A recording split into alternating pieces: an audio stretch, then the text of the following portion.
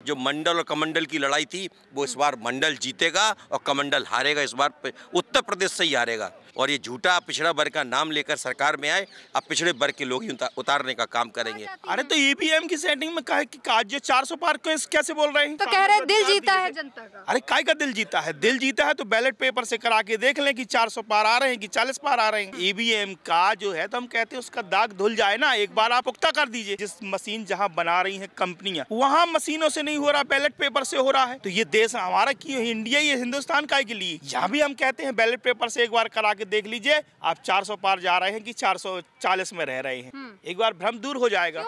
जब इस तरह की बात कर रहे हैं, 40 का 40 लाएंगे, 400 लाएंगे, 500 लाएंगे, चुनाव ही ना हो। चुनाव जनमत का दावा करते हैं ना। कौन सी जनमत की दावा करते हैं? वो तो उनका चले तो चुनाव ही ना हो, चुनाव ही ना कराएं। वो ऐसा होता 400 पार या कुछ तो चंडीगढ़ का चुनाव, अपने चंडीगढ़ का मेयर का चुनाव आपने फॉलो करी थी। जो अनिल मसीह साहब थे उनको कोर्ट ने, सुप्रीम कोर्ट ने उनको वो बनाया उसमें। क्यों? जब वो 400 पार ला सकते थे और जनता उनके साथ है, तो ये चोरी करने की नौबत क्यों आई उनके साथ? चोरी क्यों?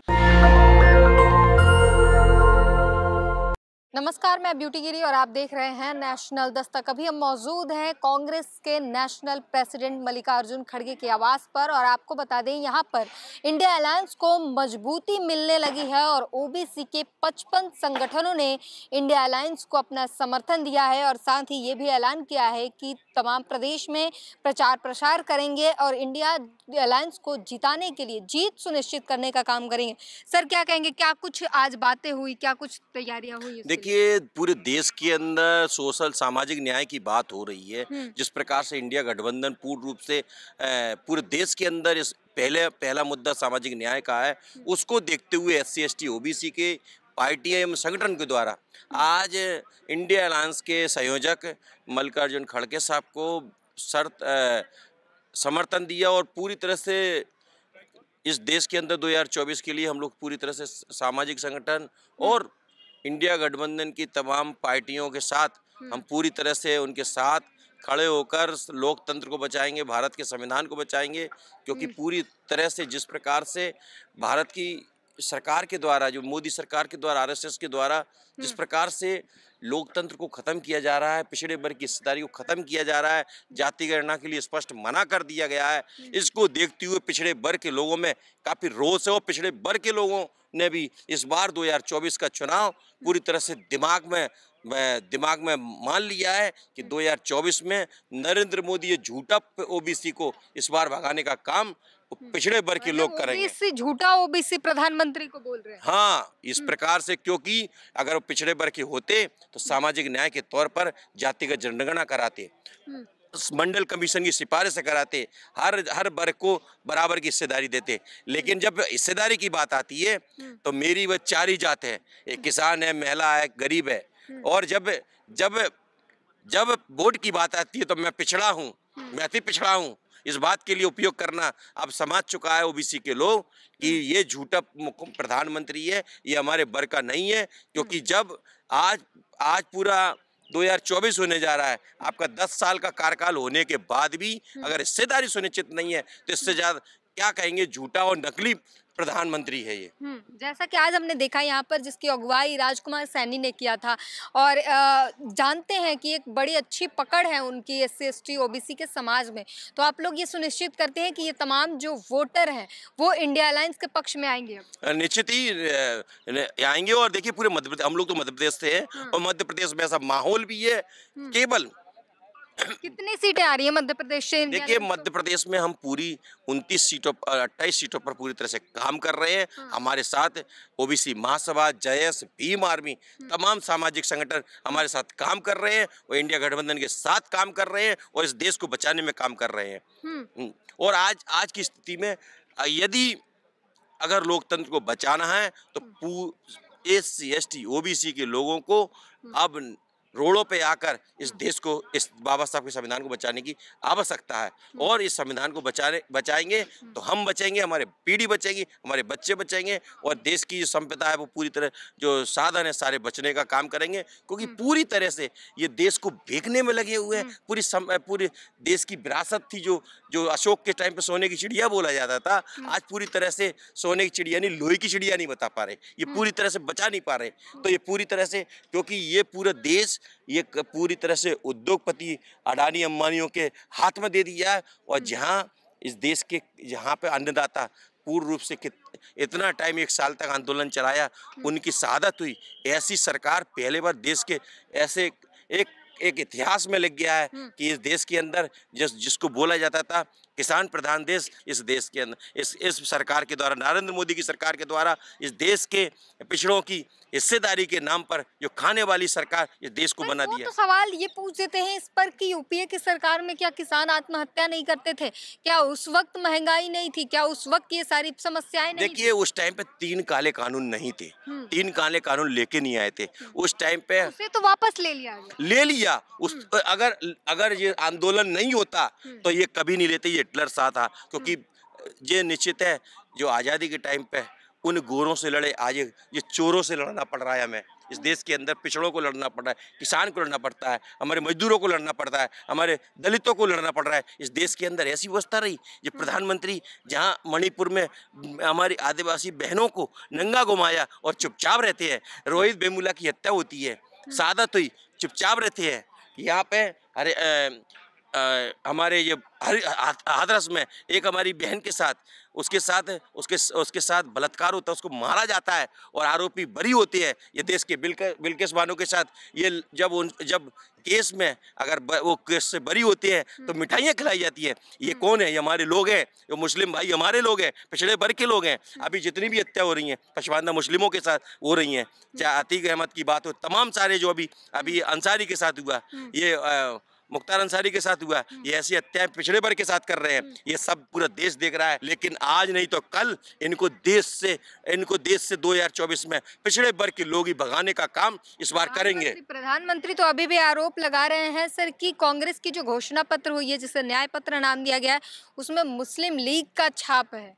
देखिए, वो क्या कहते हैं, वो तो सदैव हिंदू मुसलमान करके ही आज तक की राजनीति किए हैं, चाहे गुजरात से हो, पूरे हिंदुस्तान की। हम नहीं जानते, हम तो ये जानते हैं कि दलित, पिछड़े, किसान, मजदूर, बेरोजगार युवाओं की आज बात कांग्रेस के मैनिफेस्टो में है, जिसके लिए हम सहमत हैं।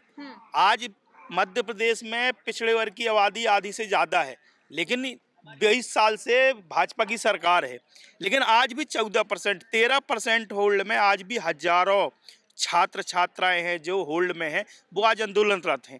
किसान की झूठी गारंटी, जब विधानसभा का चुनाव हुआ तो इन्हें की मोदी जी की गारंटी बोल के रखी कि 3100 रुपये की धान, 2700 रुपये का गेहूं खरीदेंगे।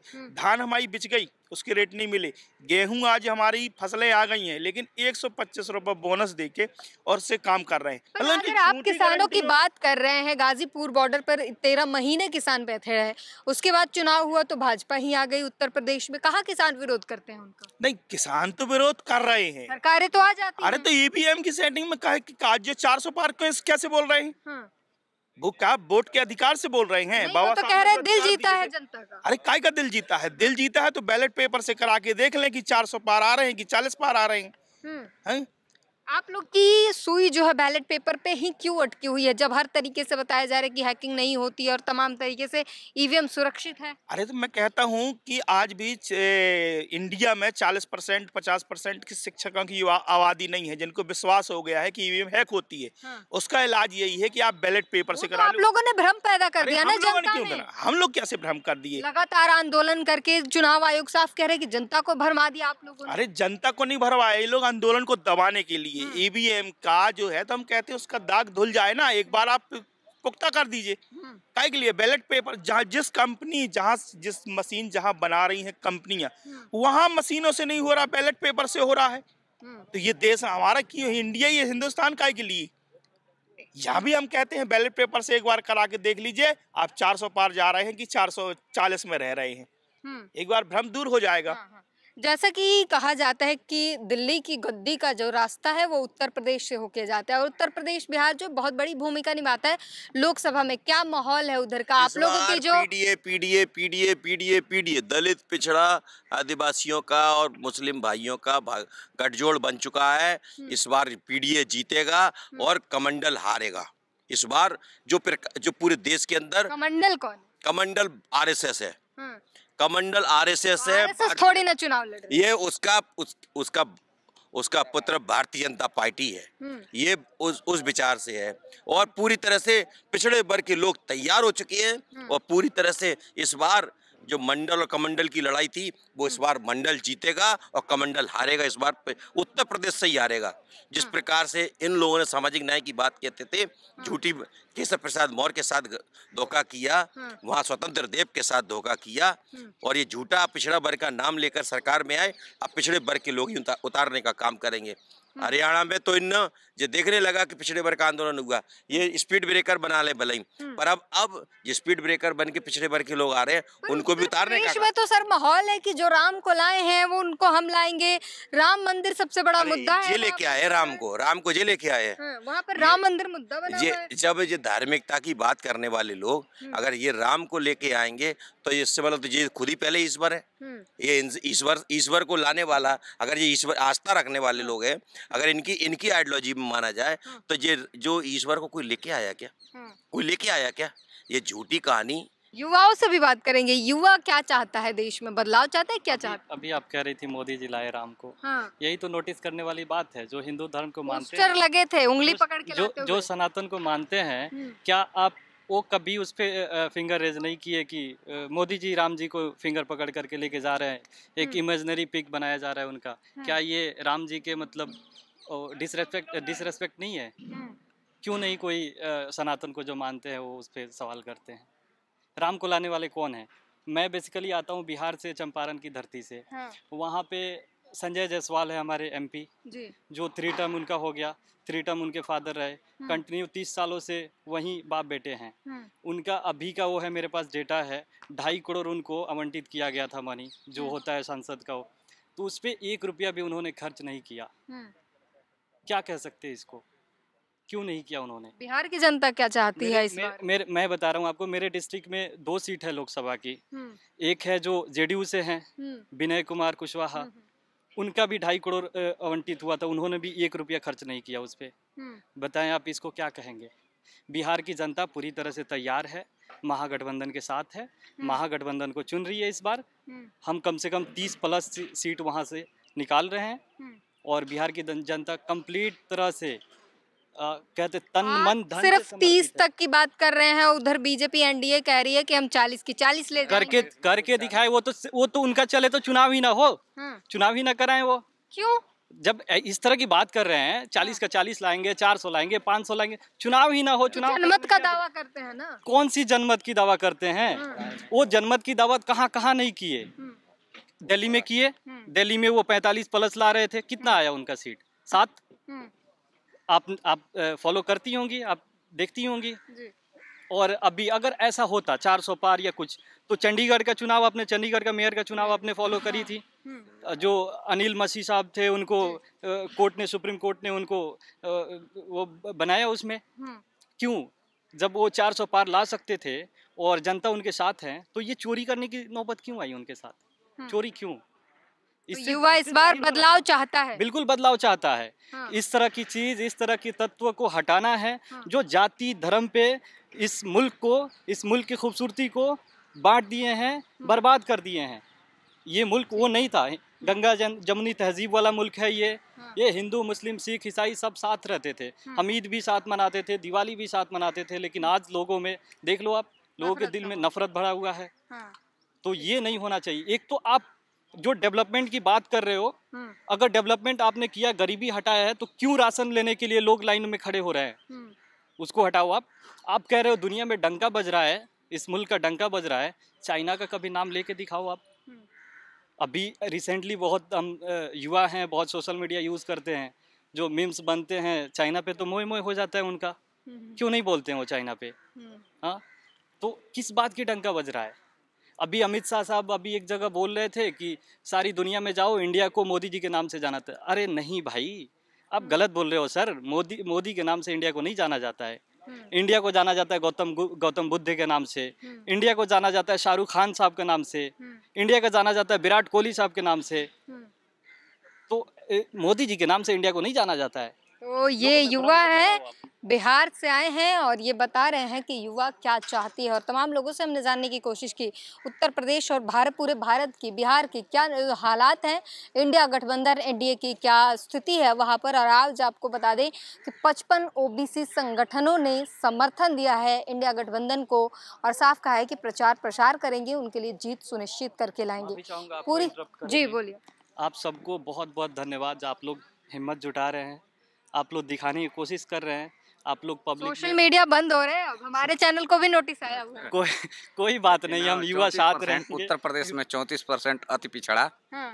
बीजेपी ने जो भरोसा दिया था उसको 9 साल में कुछ भी नहीं किया, तो इस समय वो बीजेपी का साथ छोड़ करके 34% अति पिछड़े। हाँ, अति पिछड़े लोग।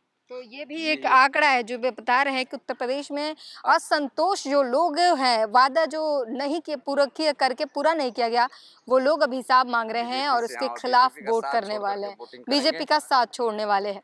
इस पूरी बातचीत पर अपनी प्रतिक्रिया जरूर दीजिए। कैमरामैन आशीष के साथ ब्यूटी गिरी, नेशनल दस्तक। नेशनल दस्तक की आपसे गुजारिश है कि अगर इसको बचाना चाहते हैं तो नेशनल दस्तक को सब्सक्राइब करने के लिए रेड कलर के सब्सक्राइब बटन को दबाएं, फिर बेल आइकन की घंटी दबाएं। नेशनल दस्तक को बचाने के लिए बहुत जरूरी है कि हर खबर को शेयर करें, लाइक करें, कमेंट जरूर करें।